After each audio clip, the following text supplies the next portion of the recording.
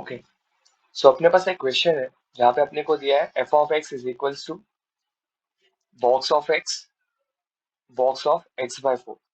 ठीक है, अभी ये जो है ये नॉर्मल ब्रैकेट नहीं है, ये क्या है, एक फंक्शन है। इस फंक्शन को क्या बोलते हैं? ग्रेटेस्ट इंटीजर फंक्शन बोलते हैं। या तो आप इसको ग्रेटेस्ट इंटीजर फंक्शन बोल सकते हो, या तो आप इसको बॉक्स फंक्शन बोल सकते हो। ठीक है, मैं इसको बॉक्स फंक्शन बोलने वाला हूँ।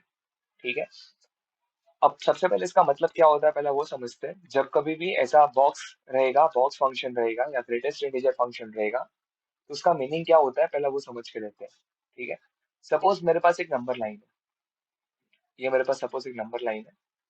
इस नंबर लाइन पे सपोज यहाँ पे 0 है, यहाँ पे 1 है, यहाँ पे 2 है, यहाँ पे 3 है, यहाँ पे -1 है, यहाँ पे -2 है, -3 है एंड सो ऑन। ठीक है, वो सभी नंबर्स जो 0 और 1 के बीच में आते हैं, ध्यान से सुनना प्लीज, वो सभी नंबर्स जो 0 और 1 के बीच में रहेंगे, उन सभी का आंसर 0। 0 और 1 के लिए, इसके लिए आंसर 0 हो जाएगा। ठीक है, इसके लिए 1 और 2 के बीच में जितने भी नंबर्स रहेंगे सभी का आंसर 1। इसके लिए आंसर 2 हो जाएगा। मतलब लोअर लिमिट बताना है हमेशा ना। इसके लिए आंसर 2, इसके लिए आंसर 1, इसके लिए आंसर 0। ठीक है, अब देखते हैं इसके लिए क्या होगा। -1 और 0 के लिए आंसर होगा -1। ठीक है, वो सभी नंबर जो -2 और -1 के बीच में आते हैं सभी का आंसर -2। इसके लिए आंसर क्या होगा सबका? -3। सपोज अगर मैंने ऐसा कुछ बोला है बॉक्स ऑफ 1.2, तो 1.2 1 और 2 के बीच में आता है, तो आंसर 1 हो जाएगा।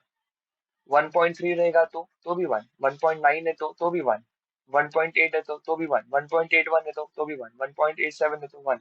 मतलब वो सभी नंबर जो 1 और 2 के बीच में है सभी का आंसर 1। सपोज अगर ऐसा होता 2.8 होता तो आंसर 2, 3.8 होता तो आंसर 3। समझ गए? सपोज अगर ऐसा होता -0.6, अभी -0.6 किधर आता है? इसके बीच में आता है, राइट? -1 और 0 के बीच में आता है, तो आंसर क्या होगा? -1 होगा। -1.6 है तो -1.6, -2 और -1 के बीच में आता है, तो आंसर क्या होगा? -2 होगा। लोअर लिमिट बताने का आपको ऑलवेज।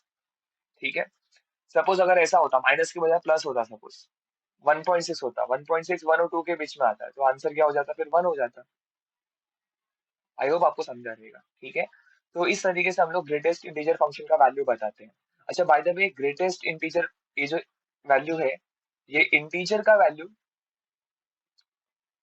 वैल्यू हमेशा इंटीजर होता है। यहाँ पर इंटीजर का वैल्यू ऑलवेज इंटीजर होता है। फॉर एग्जाम्पल अगर मैं पूछूं, अगर 1 का वैल्यू कितना होगा 1, 2 का वैल्यू कितना होगा 2, -2 का वैल्यू कितना होगा -2, -3 का वैल्यू कितना होगा -3। इंटीजर का वैल्यू ऑलवेज इंटीजर होता है। ठीक है, वंस मोर एक बार फिर से देख लेते हैं। सपोज अगर 1.9 है, 1.9 1 और 2 के बीच में आता है, तो आंसर कितना हो जाएगा? 1। -1.9 अगर होता, -1.9 किसके बीच में आएगा? -2 और -1 के बीच में आएगा। सो आंसर क्या हो जाएगा इसके लिए? फिर -2 हो जाएगा। ठीक है, इस तरीके से हम लोग ग्रेटेस्ट इंटीजर फंक्शन का वैल्यू बताते हैं। और इंटीजर का वैल्यू ऑलवेज इंटीजर होता है, राइट? जीरो का वैल्यू कितना होगा? 0। 1 का वैल्यू कितना होगा? 1। तो इस तरीके से हमको देखने का है। ठीक है, अच्छा दूसरी बात पहले ये समझते हैं कि कोई भी फंक्शन कंटिन्यूअस कब होता है। कोई भी फंक्शन को हम कंटिन्यूअस कब बोलते हैं? ठीक है, लेट्स सी। सपोज अगर कहीं पे अगर कुछ ऐसा लिखा हुआ है, अब एक फंक्शन है, सपोज अपने पास फंक्शन एफ ऑफ एक्स है, और इसको हम लोग कंटिन्यूअस कब बोलेंगे? F of x is continuous at X equals to A. A पे कंटिन्यूअस कब होगा? देखो ये कंडीशन है, देखो यहाँ पे कंडीशन क्या है, let's see. Condition, first condition ये है कि limit of F of x when x tends to a minus, limit of f of x when x tends to a plus is equals to f of a। देखो ये जो part है, ये part, इसको बोलते हैं हम लोग लेफ्ट हैंड लिमिट, इसको बोलते हैं हम लोग राइट हैंड लिमिट। ये लिखने का स्टाइल है। अब ये बोलोगे ये -q लिखा है, +q लिखा है, ये लिखने का स्टाइल है। ठीक है, हम लोग लिमिट निकाल रहे हैं फंक्शन का, ए पर निकाल रहे हैं। ये माइनस साइन ये बताने के लिए है कि हम लोग लेफ्ट हैंड लिमिट कंसिडर कर रहे हैं। इसका मतलब ये होता है कि x is less than a. ठीक है, और x tends to a plus रहेगा ना, a प्लस का मतलब मोर देन a का बात कर रहे हैं हम लोग। ठीक है। सो ये लेफ्ट हैंड लिमिट है, ये राइट हैंड लिमिट है, और ये इक्वल्स टू ए के लिए वैल्यू है, फंक्शन का वैल्यू एट ए। ठीक है। जब ये तीनों वैल्यू इक्वल होता है ना, left hand limit, right hand limit और फंक्शन का वैल्यू, जब ये तीनों वैल्यू इक्वल होता है तो हम लोग बोलते हैं फंक्शन कंटिन्यूअस है। ठीक है। Left hand limit, right hand limit और फंक्शन का वैल्यू तीनों इक्वल रहेगा तो बोलने का फंक्शन इज कंटिन्यूअस। और सपोज जब ये इक्वल रहेगा, लेफ्ट हैंड लिमिट और राइट हैंड लिमिट, बस ये दोनों इक्वल है सपोज, तो हम लोग बोलते हैं कि लिमिट एग्जिस्ट। ठीक है। ये भी और ये भी, लेफ्ट हैंड लिमिट भी और राइट हैंड लिमिट दोनों इक्वल रहेगा तो क्या बोलेंगे, लिमिट एग्जिस्ट। ठीक है। नाउ चलो अभी इस क्वेश्चन को सॉल्व करते हैं। यहाँ पर अपने को एक फंक्शन दिया हुआ है कुछ इस तरीके से, f of x is equals to box of x minus box of x by 4, right. So यहाँ पर सबसे पहला केस अपन कंसिडर करेंगे, तीन केस बनाएंगे अपन यहाँ पर, तीन केस बनाने जा रहे हैं अपन।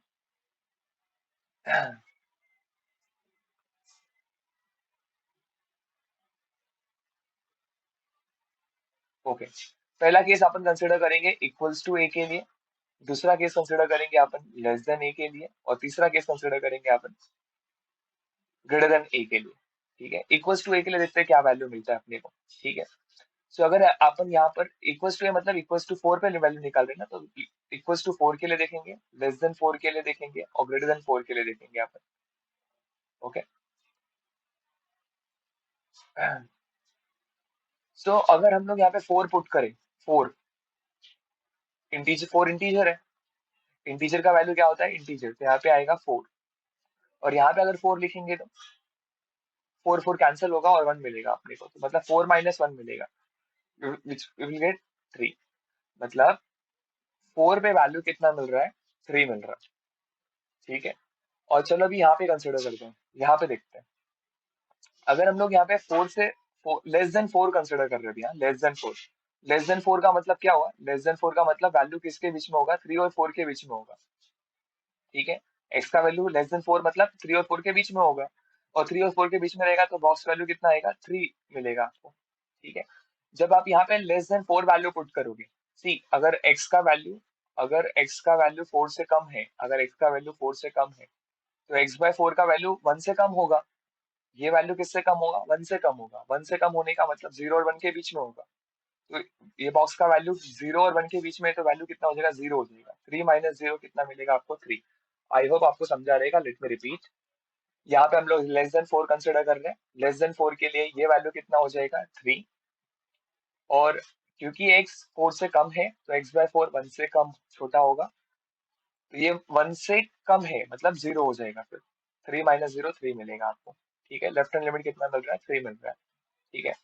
नाउ अभी ग्रेटर देन 4 कंसिडर करते हैं, ग्रेटर देन 4 मतलब ये 4 से बड़ा है, 4 से बड़ा होने का मतलब 4 और 5 के बीच में रहेगा, तो इसका वैल्यू कितना हो जाएगा, 4 और 5 के बीच में रहेगा तो 4 से बड़ा रहेगा, तो 4 से बड़ा रहेगा तो अपन यहाँ पे 4 कंसिडर करेंगे, राइट। और अगर x का वैल्यू 4 से बड़ा है तो x बाय 4 का वैल्यू 1 से बड़ा होगा, ये मतलब ये 1 से बड़ा होगा, 1 से बड़ा होने का मतलब इसको हम लोग 1 कंसिडर करेंगे। ठीक है। 4 माइनस 1 कितना मिलेगा, 3। अभी ध्यान से देखना प्लीज, यहाँ पर ये लेफ्ट हैंड लिमिट है, ये राइट हैंड लिमिट है, मतलब कहने का मतलब ये लेफ्ट हैंड लिमिट और ये राइट हैंड लिमिट दोनों इक्वल है, राइट। यहाँ पे दोनों इक्वल है। जरा ऑप्शन देखो प्लीज, यहाँ पे पहला ऑप्शन में क्या बोल रहा है कि left hand limit exist but right hand limit does not exist, तो ये ऑप्शन तो गलत हो गया। ऑप्शन सी में देखो, राइट हैंड लिमिट एग्जिस्ट और left hand limit does not exist, ये ऑप्शन भी गलत हो गया। यहाँ पे क्या बोल रहा है, left hand limit right hand limit exist but not equal, यहाँ पे तो इक्वल है तो ये ऑप्शन भी गलत हो गया।